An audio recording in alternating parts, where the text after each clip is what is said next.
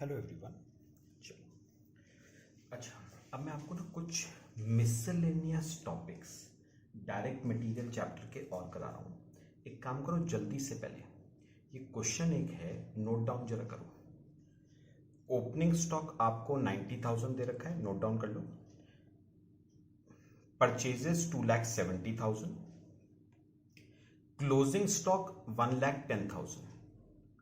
उसने कहा है कैलकुलेट इन्वेंट्री टर्नओवर रेशियो। ठीक है, ये नोट डाउन कर लो। और B part, number of days for which average inventory is held. ये क्वेश्चन नोट डाउन कर लो जरा। ठीक है, कई बार आ जाता है आपके एग्जाम में, नोट डाउन कर लो।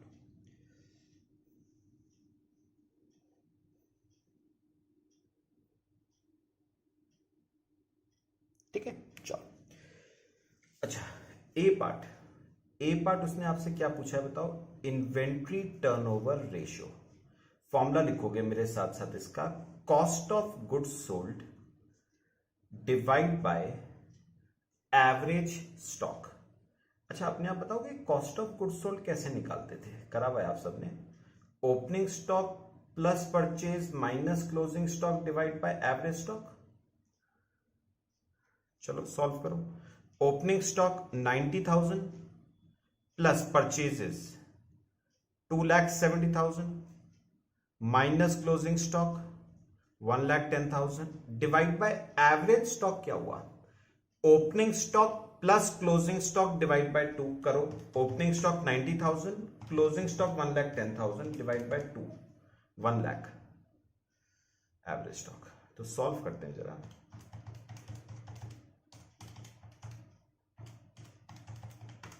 टू 2.5 टाइम्स ये आपका इन्वेंट्री टर्नओवर रेशियो। अच्छा, अब एक बात उसने और पूछी है, number of days for which average inventory is held. मेरी बात सुनना, इसे ना हम एक नाम देते हैं स्टॉक कन्वर्जन पीरियड। क्या नाम देते हैं? Stock conversion period. लिखोगे जरा मेरे साथ साथ, स्टॉक कन्वर्जन पीरियड।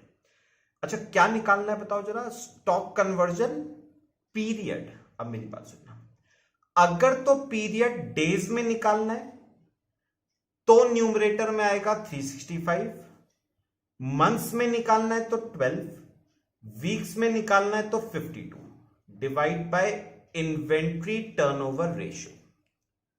अब सॉल्व करो। Stock conversion period is equal to, इस क्वेश्चन में पढ़ो क्या निकालना था, नंबर ऑफ डेज। डेज में निकालना है तो 365 डिवाइड बाय 2.5, तो बताओ कितना आता है? 146 डेज। मैं अपना आपको थोड़ा सा मतलब बता देता हूं, इसका मतलब क्या होता है। पता है इसका मतलब क्या होता है? ये जो स्टॉक कन्वर्जन पीरियड है 146 डेज, इसका मतलब होता है हम स्टॉक को, ध्यान से सुनना, हम स्टॉक को ऑन एन एवरेज 146 डेज के लिए होल्ड करके रखते हैं before that stock is sold in the market. क्या कहा मैंने? हम स्टॉक को ऑन एन एवरेज कितने डेज के लिए होल्ड करके रखते हैं? 146 डेज के लिए होल्ड करके रखते हैं before that stock is sold in the market. ठीक है। अच्छा, फिर स्टॉक टर्नओवर रेशियो का क्या मतलब होता है? 2.5 में थोड़ा समझा दूं आपको। देखो, मुझे बताओ, स्टॉक है और सेल है। उसने कहा स्टॉक टर्नओवर रेशियो का मतलब पता क्या होता है?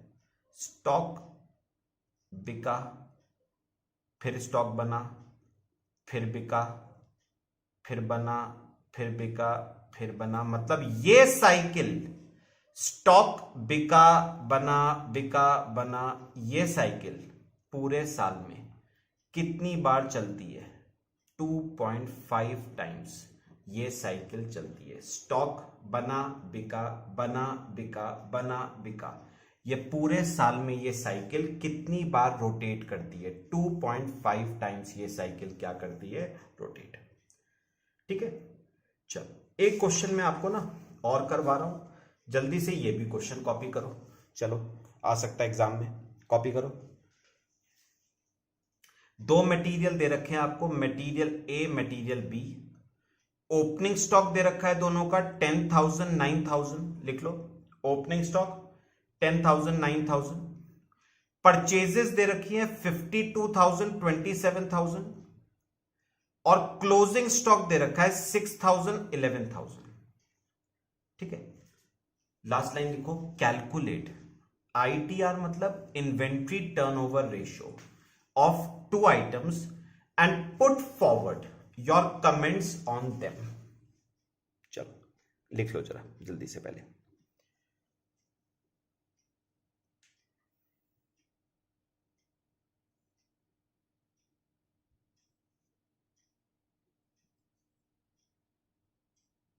चलो करें, क्या करना है पहले, दोनों का इन्वेंट्री टर्नओवर रेशियो। चलो लिखो, material A, material B. Formula लिखना, इन्वेंट्री टर्नओवर रेशियो का फॉर्मूला है cost of goods sold divide by average stock. करो solve. Cost of goods sold, opening stock 10,000 plus purchases 52,000 minus closing stock 6,000। तो cost of goods sold 56,000 divide by average stock. Opening plus closing divide by 2, तो 10 plus 6 divide by 2 8। तो 56,000 divide bye 8,000 7 times. अच्छा, ऐसे ही material B का करो, cost of goods sold, opening stock 9,000 plus purchases 27 minus closing 11 25 divide by average stock.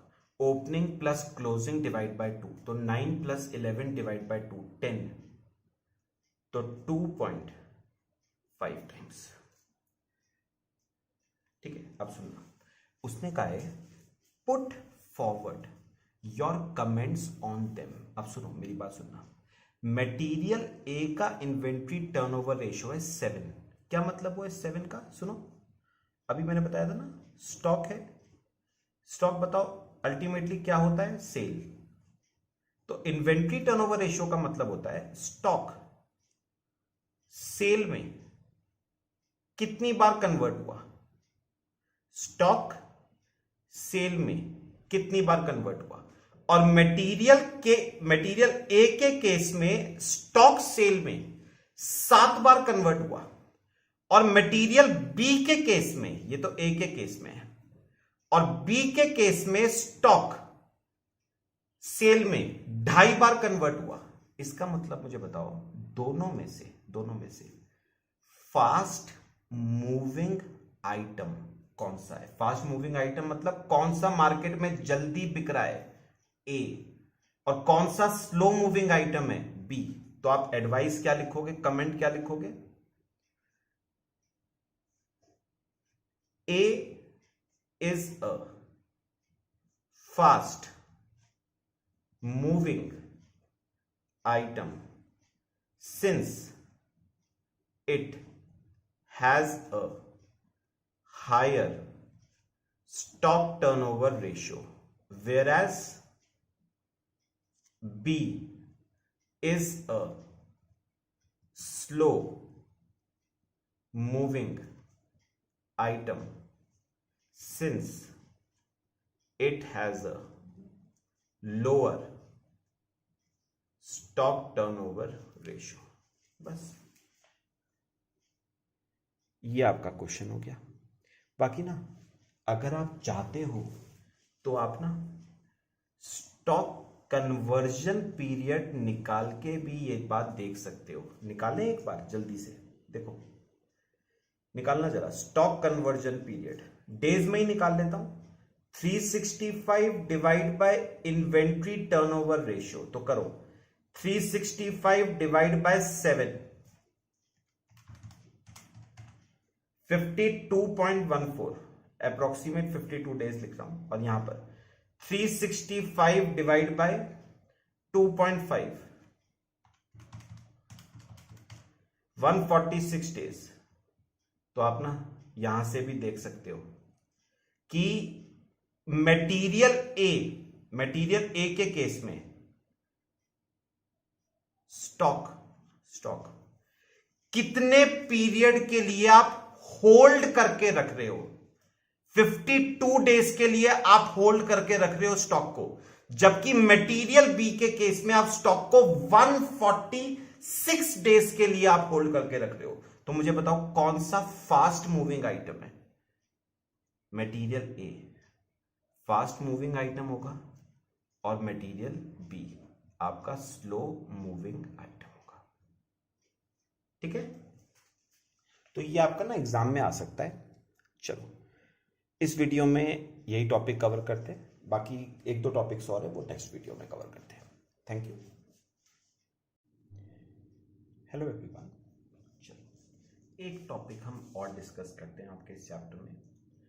Topic का नाम है, पढ़ा हुआ है आपने फाउंडेशन में, methods of stock valuation. Methods of stock valuation. अच्छा, 4 मेथड्स हैं आपके स्टॉक वैल्यूएशन के। एक तो है FIFO method, first in first out method, LIFO method, last in first out method, weighted average cost method, weighted average cost method, और fourth है simple average price method. Simple average price method, चारों methods आपने पढ़े हुए हैं। एक बार मैं go through जल्दी से ये मेथड्स कर दूंगा, फिर एक दो क्वेश्चंस देख लेंगे। देखो 4 मेथड्स हैं आपके, FIFO, LIFO, weighted average cost और सिंपल एवरेज प्राइस मेथड। याद रखना, accounting standard 2 on valuation of inventories, वो इनमें से आपको सिर्फ 2 मेथड्स रेकमेंड करता है, फीफो और वेटेड एवरेज कॉस्ट। याद रखना, AS2 आपको फीफो रेकमेंड नहीं करता है, ना ही AS2 आपको simple average price method recommend करता है। तो ये जो 2 मेथड्स है ना, लीफो और सिंपल एवरेज प्राइस मेथड, इनका प्रैक्टिकली कोई यूज नहीं है। सिर्फ पेपर में अगर आ जाए बाय चांस, और आया हुआ भी है लीफो मेथड, अगर आ जाए बाय चांस तो उसी लिए पढ़ रहे हैं, लेकिन प्रैक्टिकली आपके सिर्फ 2 ही मेथड यूज होते हैं, फीफो और वेटेड एवरेज कॉस्ट मेथड। चलो मेरी बात सुनना जरा, मैं आपको ना एक क्वेश्चन जरा लिखवा रहा हूं, आप क्वेश्चन जरा लिखो। पहले क्वेश्चन लिखना है मेरे साथ साथ, लिखो। Opening stock as on 1st April 2019, 100 units at ₹5 per unit। फिर आपको परचेजेस दे रखी हैं। 5th April 19 को 300 यूनिट्स की परचेज है eight ₹6 per unit. 8th April 19 को 500 यूनिट्स की परचेज है eight ₹7 per unit. 12th April 19 को 600 यूनिट्स की परचेज है एट ₹8 पर यूनिट। ये तो हो गई परचेजेस। अब लिखो इश्यूज। 6th April 19 को आपने 250 यूनिट्स इशू करे। 10th April 19 को आपने 400 यूनिट्स इशू करे। 14th April 19 को आपने 500 यूनिट्स इशू करे। ठीक है, उसने कहा है calculate a point value of material consumed और closing stock as on 15th April 19 as per FIFO, LIFO and weighted average cost method. Main यही तीन है हमारे, FIFO, LIFO और weighted average cost method. ठीक है, चलो आ जाओ क्वेश्चन पे, कॉपी कर लो जल्दी से, फिर तीनों मेथड्स को देखेंगे जरा।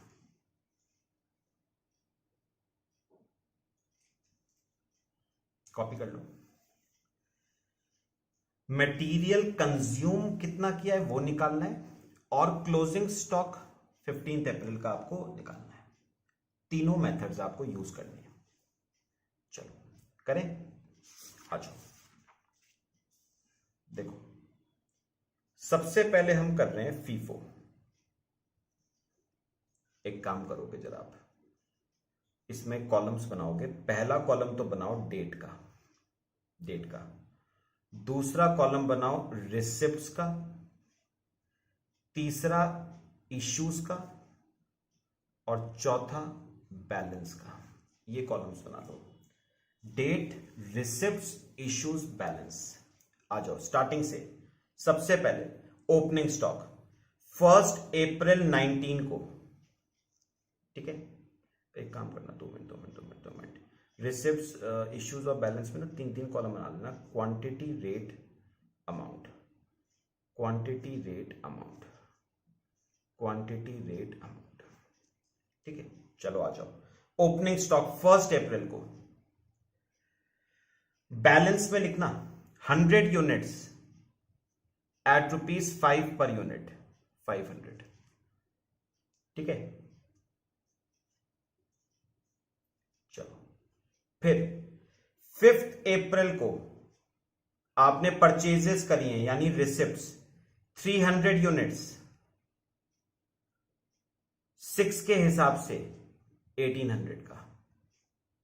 तो अब मेरे को बताओ, मेरे पास बैलेंस कितना हो गया? 100 यूनिट्स हो गए 5 के हिसाब से 500 के, और 300 यूनिट्स 6 के हिसाब से हो गए 1800 के। अलग अलग लिखना दोनों को। ये 5 अप्रैल। अब डेट वाइज चलना। 5 अप्रैल के बाद 6 अप्रैल को आपने 250 यूनिट इश्यू करे हैं। तो 6 अप्रैल को बताओ मेरे को, 250 यूनिट क्या करें? इश्यू। फीफो मेथड फॉलो कर रहे हो तो मुझे बताओ 250 में से फर्स्ट इन फर्स्ट आउट, जो पहले आए थे वो पहले जाएंगे। तो 100 यूनिट तो 5 वाले चले जाएंगे 500 के हिसाब से। बचे कितने? 150 ये वाले चले जाएंगे 6 वाले 900 के। लो अब बताओ मेरे गोडाउन में कितने रह गए?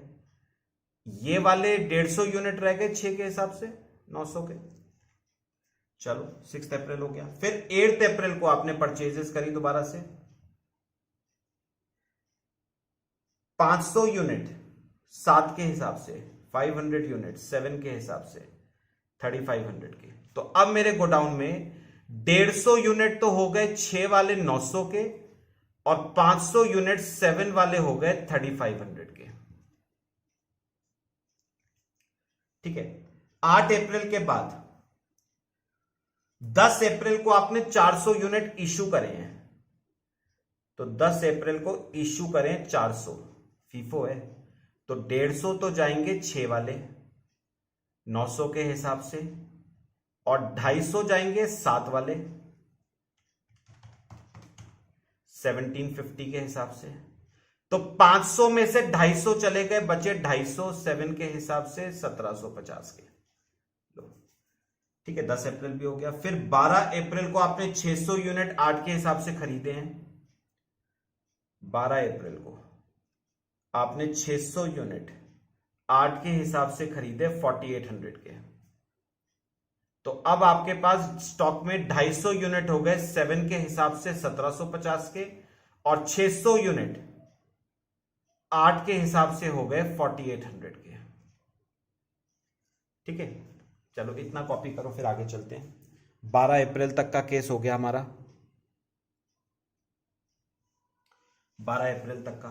12 अप्रैल के बाद 14 अप्रैल को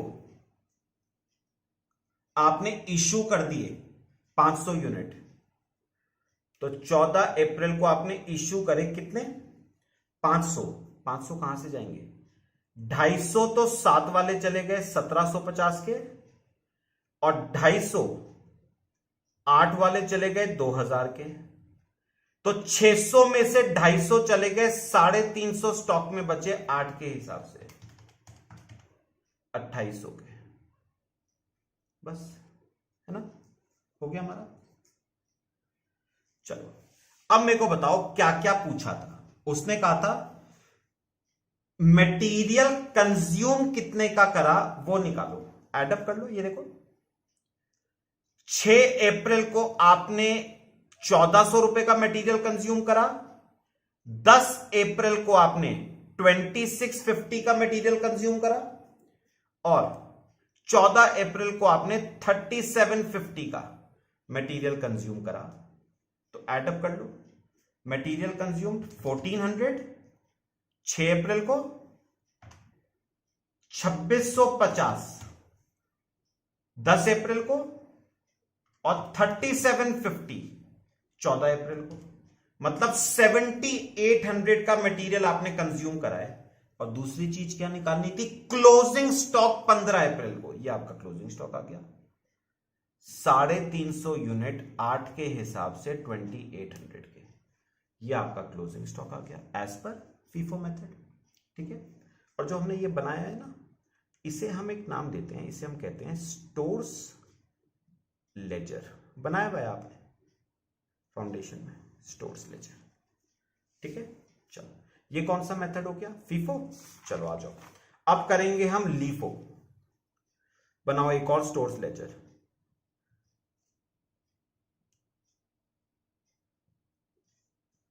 as per LIFO method, 4 column, date, receipts, issues, balance, quantity rate amount, quantity rate amount, quantity rate amount. ठीक है, बना लो। चलो आ जाओ, करना शुरू करते हैं स्टार्टिंग से। अब लीफो चल रहा है। ओपनिंग स्टॉक सबसे पहले 1 अप्रैल 19 को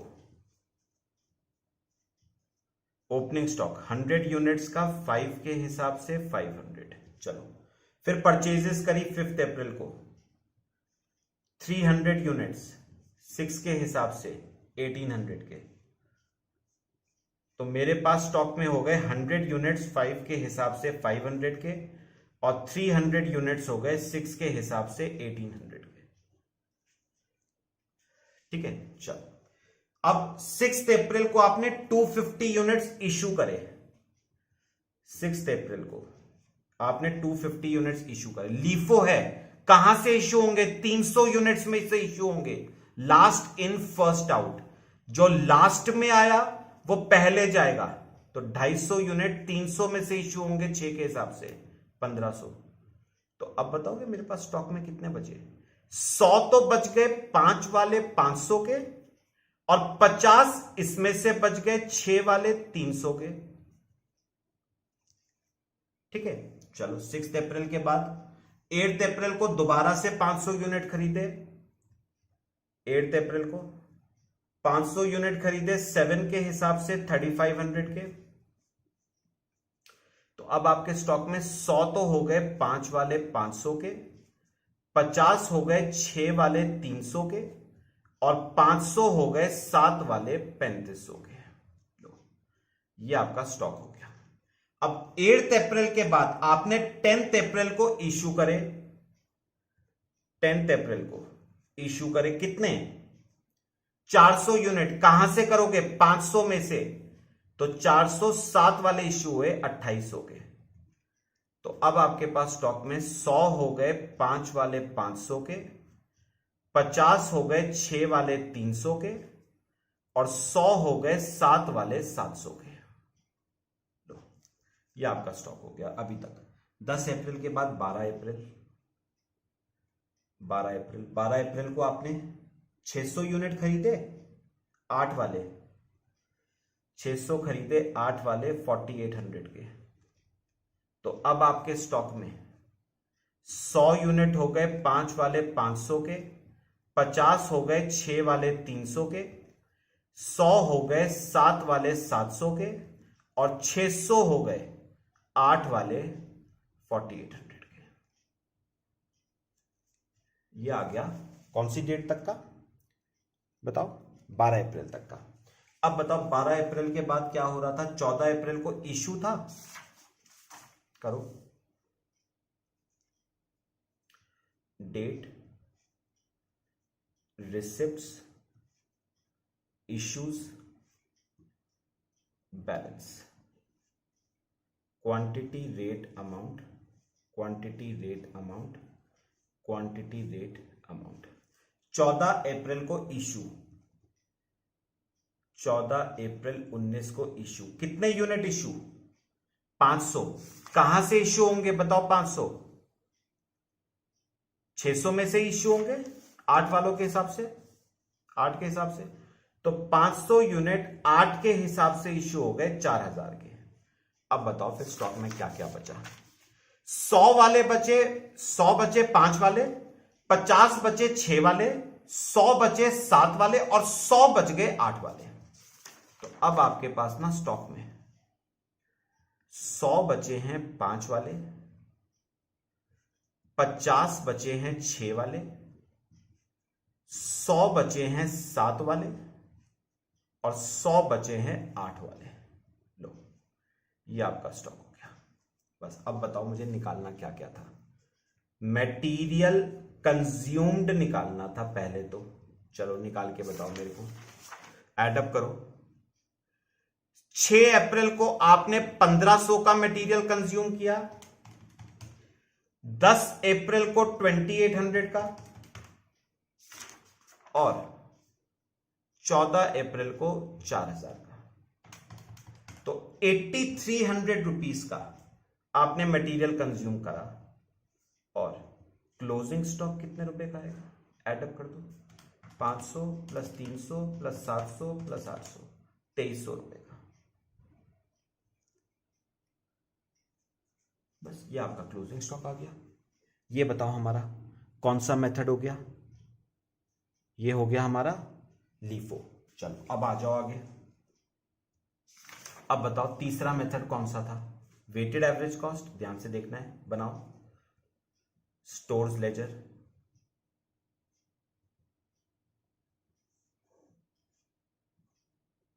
वेटेड एवरेज कॉस्ट मेथड। ठीक है, चलो कॉलम बना लो। डेट,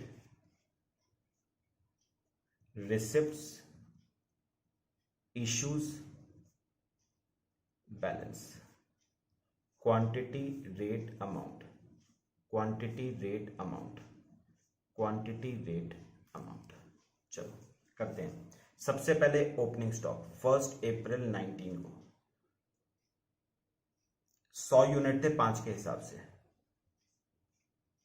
ओपनिंग स्टॉक 100 यूनिट थे 5 के हिसाब से 500 के। ठीक है, अब बताओ मेरे को इसके बाद आपने 5 अप्रैल को खरीदे 300 यूनिट, और 300 यूनिट 6 के हिसाब से 1800 के। अब सुनना मेरी बात। अब पता है ये जो वेटेड एवरेज कॉस्ट मेथड होता है ना, इसमें हम क्या करते हैं,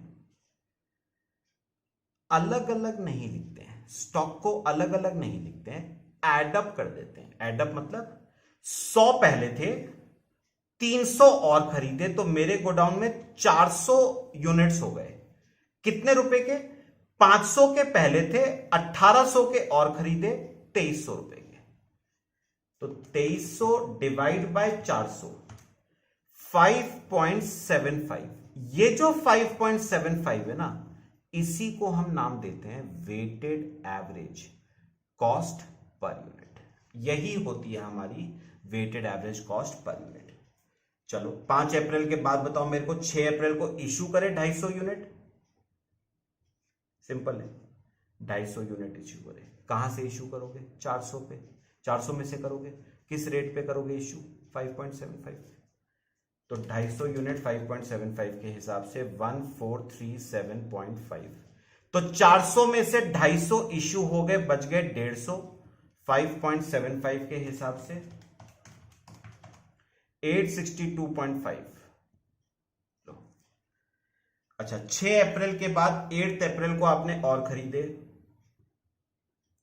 500 यूनिट्स, 7 के हिसाब से 3500 के। तो अब आपके गोडाउन में 150 पहले थे, 500 और आ गए, 650 हो गए। 862.5 का स्टॉक पहले से था, 3500 रुपए का स्टॉक और खरीदा, तो 4362.5 का स्टॉक हो गया। Divide by 650 unit, 6.71। यह आ गई आपकी weighted average cost per unit. फिर 8 अप्रैल के बाद 10 अप्रैल को आपने 400 यूनिट इश्यू करे। 10 अप्रैल को 400 यूनिट इश्यू करे, किस रेट पे करोगे? 6.71 पे ही करोगे। 2684। तो अब बताओ आपके गोडाउन में कितने बचे? 250 यूनिट 6.71 के हिसाब से।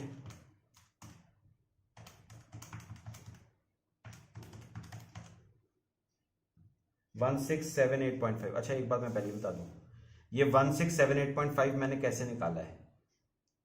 इसे मल्टीप्लाई करके नहीं निकाला है। 4362.5 में से 2684 का स्टॉक इश्यू हो गया, तो बाकी यहां बच गया। रेट ना पॉइंट्स की वजह से हो सकता है वेरी करे। अच्छा 10 अप्रैल हो गया। फिर 12 अप्रैल को 600 यूनिट और खरीदे, 600 यूनिट किस रेट पे? 8 पे, 4800 के। तो अब आपके गोडाउन में 250 प्लस 600 850 यूनिट हो गए। 1678.5 प्लस 4800 6478.5 के, डिवाइड बाय 850 7.62। और फिर 14 अप्रैल को आपने 500 यूनिट इश्यू कर दिए, किस रेट पे करोगे? 7.62 पे। 3810। 850 में से 500 इश्यू हो गए, बच गए 350। अच्छा अमाउंट ना माइनस करके लिखना, 6478.5 माइनस 3810, 2668.5, 7.62। ठीक है, बस। अब क्या क्या निकालना था मुझे बताओ? मटेरियल कंज्यूम निकालना था, एड अप करो। 1437.5 प्लस 2684 प्लस 3810 7931.5, ये मटेरियल कंज्यूम्ड। और क्लोजिंग स्टॉक की वैल्यू 2668.5। बस ये आपके क्लोजिंग स्टॉक की वैल्यू आ गई। ठीक है, तो FIFO, LIFO, weighted average cost तीनों हमने इस क्वेश्चन में कवर करे। बाकी हम चलो नेक्स्ट क्लास में डिस्कस करते हैं। Thank you.